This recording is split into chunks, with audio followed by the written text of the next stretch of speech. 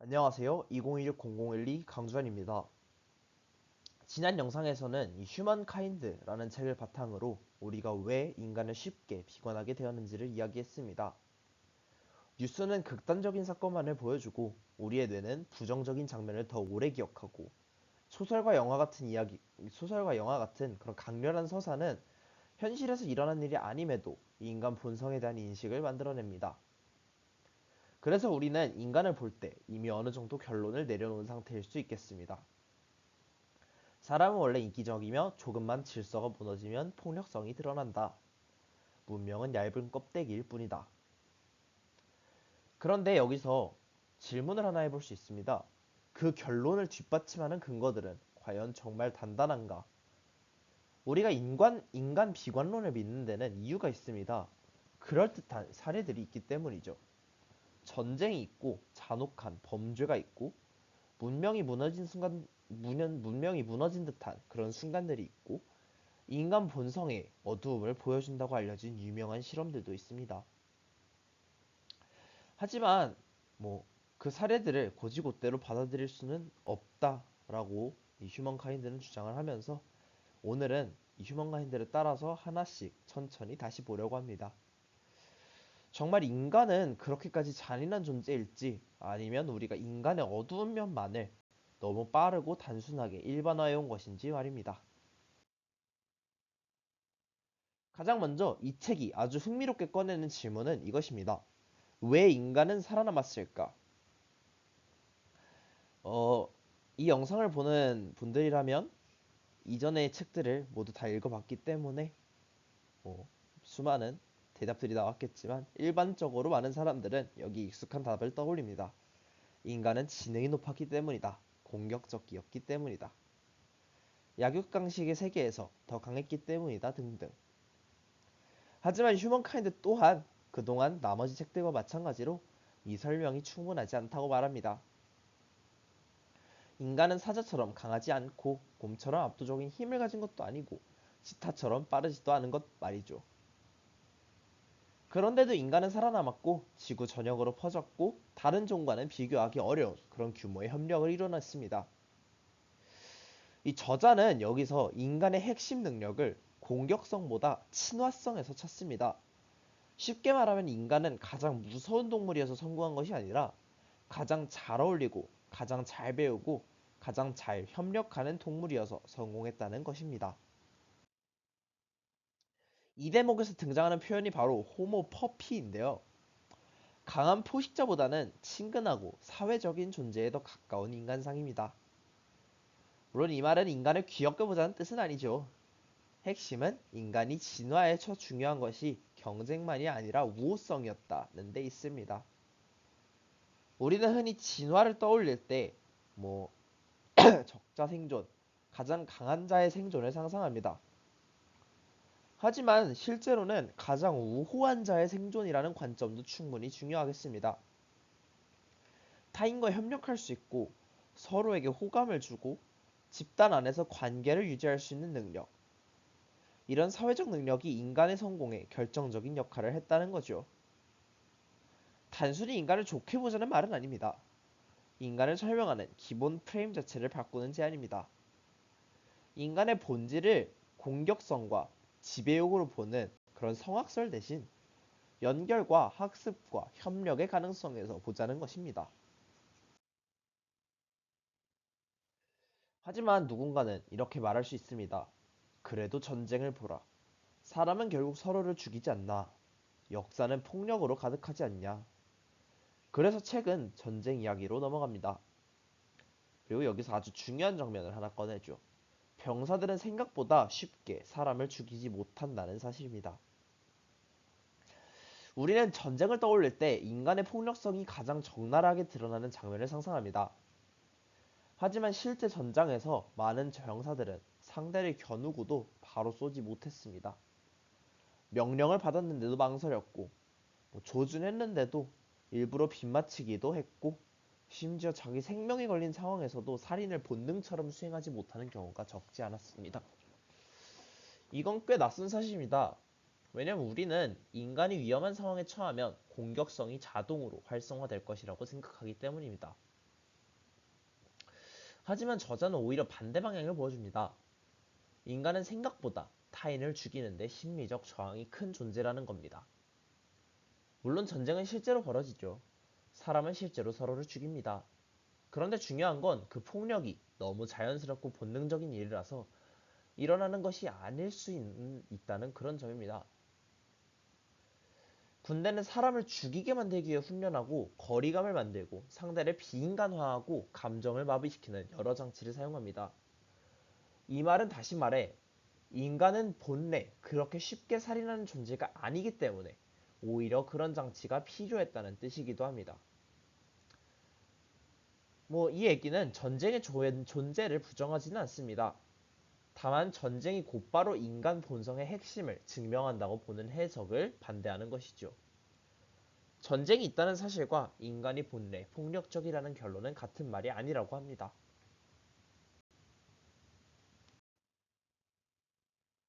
여기서 책은 한 걸음 더 나아갑니다.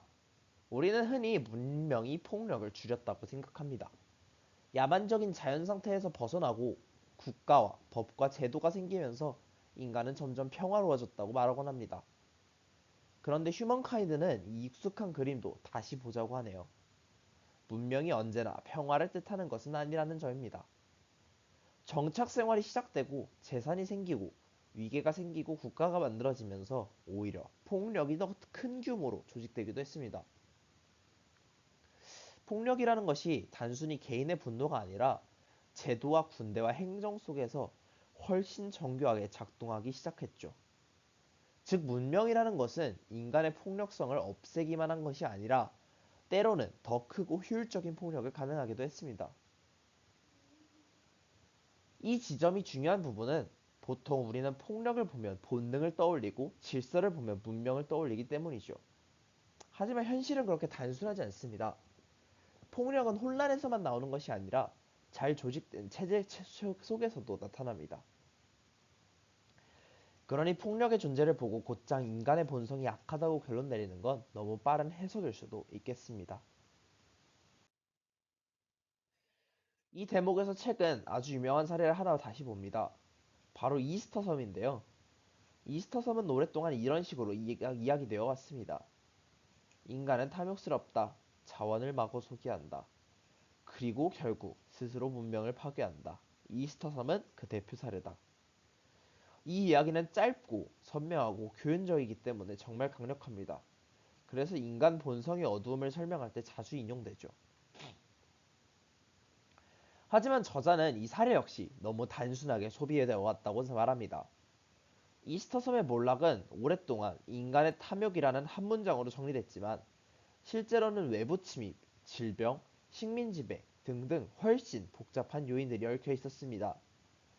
즉 우리는 하나의 복잡한 역사를 인간 본성의 도덕 교훈으로 바꿔버린 셈입니다. 인간 비관론이라는 것은 대체로 설명이 쉽습니다. 너무나도 쉽습니다. 그래서 우리에게 너무나도 매력적으로 보이죠. 하지만 설명이 쉽다고 설명이 맞다는 것은 아닙니다. 이스터섬 사례가 우리에게 이런 걸 보여주죠. 우리는 복잡한 현실을 마주하기 때문에 자주 인간의 본성 탓으로 정리하고 싶어 한다는 것. 왜냐하면 그게 빠르고 강렬하고 기억하기 쉽기 때문일 수도 있겠습니다. 이제 제가 되게 흥미롭게 읽었던 그런 부분을 한번 가보겠습니다. 바로 심리학 실험들인데요. 인간이 본래 악하다는 이야기를 할 때 빠지지 않는 실험들이 있습니다. 스탠퍼드 감옥 실험, 밀그램의 전기 충격 실험, 그리고 방관자 효과를 상징하는 여러 사례들입니다. 이 실험들은 오랫동안 너무나도 유명했습니다. 심리학 교양서에도 나오고요. 다큐멘터리에도 나오고 저희도 알다시피 인간 본성의 어두움을 설명하는 거의 상징처럼 쓰였죠. 그래서 사람들은 이렇게 생각했습니다. 권력이 주어지면 누구나 금세 잔인해지고 권위가 명령하면 누구나 쉽게 복종한다. 그런데 휴먼카인드는 이 실험들을 하나씩 다시 봅니다. 그리고 우리가 배워온 해석이 너무나도 단순했고 경우에 따라서는 과장되었으며 어떤 부분에서는 너무나도 심각하게 왜곡되어 있었다고 말합니다. 먼저 스탠퍼드 감옥 실험입니다. 이 실험은 아주 유명하죠. 학생들을 죄수와 교도관 역할로 나누었더니 교도관 역할을 맡은 사람들이 금세 폭력적이고 잔인해졌다는 이야기입니다. 이건 오랫동안 인간 본성에 대한 무서운 증거처럼 쓰였습니다. 상황만 주어지면 평범한 사람도 금세 약해진다는 식으로요. 하지만 나중에 드러난 사실을 보면 이 실험은 그렇게 깔끔한 증거가 아닙니다. 연구자의 개입이 있었고 참가자들이 기대된 역할을 수행하려는 분위기도 강했고 실험 그 자체가 자연스럽게 흘러간 것처럼 보기 어려운 부분이 많았습니다. 즉, 이 실험은 인간은 원래 악하다라는 걸 증명했다기보다 어떤 특정한 조건과 유도 속에서 사람들이 기대한 역할을 수행한 그런 장면에 더 가까웠을 수 있습니다. 이건 우리가 오랫동안 본 것이 인간 본성의 민낯이 아니라 이미 어느 정도 연출되고 유도된 상황 속 반응이었을 가능성이 크다는 뜻이니까요. 다음은 밀그램의 전기 충격 실험입니다. 이 실험 역시 무척 유명합니다. 권위자가 명령하자 평범한 사람들이 타인에게 치명적인 전기 충격을 가하는 것처럼 행동했다는 이야기죠. 그리고 이 사례는 인간은 권위 앞에서 너무 쉽게 잔인해진다는 결론으로 자주 이어졌습니다. 그런데 여기서도 책은 다른 지점을 짚습니다. 참가자들이 단순히 약해서 혹은 맹목적으로 복종하는 성향 때문에 행동한 것은 아니라는 겁니다. 오히려 그들은 자신이 더 큰 목적, 더 과학적인 목적, 더 가치 있는 일에 협조한다고 믿었기 때문에 따랐을 가능성이 있습니다. 이건 좀 무서운 것 같습니다. 왜냐하면 악이 언제나 노골적인 악의 모습으로 다가오지 않기 때문입니다. 사람은 때때로 자신이 옳은 일을 하고 있다고 믿을 때 더 위험해질 수 있습니다. 책이 바로 이 지점을 강조하고 있죠. 악은 선의 얼굴을 하고 다가올 때가 많습니다. 그러니까 밀그램의 실험이 보여주는 건 인간은 본래 잔인하다는 단순한 문장이 아니라 오히려 인간은 좋은 일을 한다고 믿을 때조차 끔찍한 행동에 참여할 수 있다는 훨씬 더 복잡한 사실에 가까울 것 같습니다. 이제 마지막으로 방관자 효과 이야기인데요. 사람들은 흔히 이렇게 말합니다. 주변에 사람이 많을수록 아무도 돕지 않는다. 모두가 서로 눈치만 본다. 이처럼 도시는 차갑고 익명성은 사람을 무관심하게 만든다. 이 믿음을 상징처럼 붙여준 사건이 바로 캐서린 제노비스 사건입니다. 오랫동안 이 사건은 수많은 사람들이 한 여성이 공격당하는 걸 보고도 아무도 돕지 않았던 그런 사례로 알려졌습니다. 그리고 이 이야기는 현대인의 냉혹함과 방관자 효과를 설명하는 대표 사례가 됐습니다. 하지만 나중에 밝혀진 사실들을 보면 이 사건은 언론 보도 과정에서 상당히 왜곡되어 있었습니다. 사람들은 정말로 아무 일도 하지 않았던 것이 아니었고 당시의 상황도 훨씬 복잡했으며 우리가 알고 있던 이야기는 지나치게 그리고 혹은 왜곡된 그런 버전이었습니다.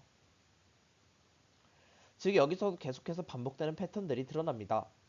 인간에 대한 비판적인 결론이 먼저 퍼지고 그 결론에 어울리는 이야기만 남아버리는 것입니다. 물론 방관자 효과가 전혀 없다는 뜻은 아닙니다. 하지만 그것이 인간의 냉혹한 본성을 상징하는 그런 대표 장면처럼 고정되어 온 방식은 다시 생각해 볼 필요가 있다는 것입니다. 여기까지 오면 오늘 이야기의 핵심이 조금 드러나는데요. 휴먼카인드가 말하는 것이 인간은 모두 선하다 같은 단순한 낙관이 아닙니다. 그보다는 우리는 인간의 어두운 면을 너무 빠르게 일반화해 왔다. 그리고 일반화의 근거로 삼아온 너무 많은 사례들은 생각보다 훨씬 불완전하다. 인간은 분명 잔인해질 수 있습니다. 실제로 전쟁도 있고요. 범죄도 일어나고 방관도 권력남용도 존재합니다. 하지만 중요한 것은 그 모든 것을 곧바로 인간 본성의 본질이라고 부르는 순간 너무나 많은 숨겨진 복잡성들이 사라진다는 것입니다. 인간은 공격적인 존재이기도 하지만 협력적인 존재이기도 합니다. 잔인해질 수 있는 만큼 타인을 죽이는데 강한 저항을 느끼기도 하죠. 그런데 우리는 후자보다 전자를 더 강하게 기억했습니다. 그리고 휴먼카인드는 바로 그 기억의 방향을 다시 보자고 말합니다. 그럼 오늘 이야기를 한번 정리해 보겠습니다. 첫째, 인간의 성공을 설명하는 핵심은 공격성만이 아니다. 둘째, 전쟁의 존재가 곧바로 인간 본성이 폭력적이라는 증거는 아니다. 셋째, 문명은 언제나 평화의 반대말을 없애는 힘이 아니다. 넷째, 이스터 섬 같은 사례는 인간 본성의 도덕 규윤으로 너무 단순하게 소비되어 왔다. 마지막으로 스탠퍼드 실험, 밀그레 실험, 방관제 효과 등등 인간 비관론의 확실한 증거처럼 알려졌지만 실제로는 이 해석이 훨씬 더 복잡하다는 것. 결국에 오늘의 결론은 이건 것 같습니다. 인간이 약하다는 증거로 제시되어 온 사례들은 우리가 생각했던 것만큼 단단하지 않다. 이건 단순한 수정은 아닌 것 같습니다. 왜냐하면 인간관이 사회를 설계하는 출발점이기 때문이죠. 만약 우리가 인간을 너무 비관적으로, 너무 쉽게 비관해 왔다면 우리는 사람을 대하는 방식도, 교육도, 정치 제도도 그 오해 위에 세웠을 가능성이 있으니까요. 만약 인간이 생각보다 더 협력적이고 선한 가능성을 가진 존재라면 그렇다면 왜 현실에는 여전히 폭력과 증오가 넘쳐 보일까요? 왜 인간의 선한 본성은 자주 실패하는 것처럼 보일까요? 이 부분에 대해서도 한번 이야기해 보도록 하겠습니다. 감사합니다.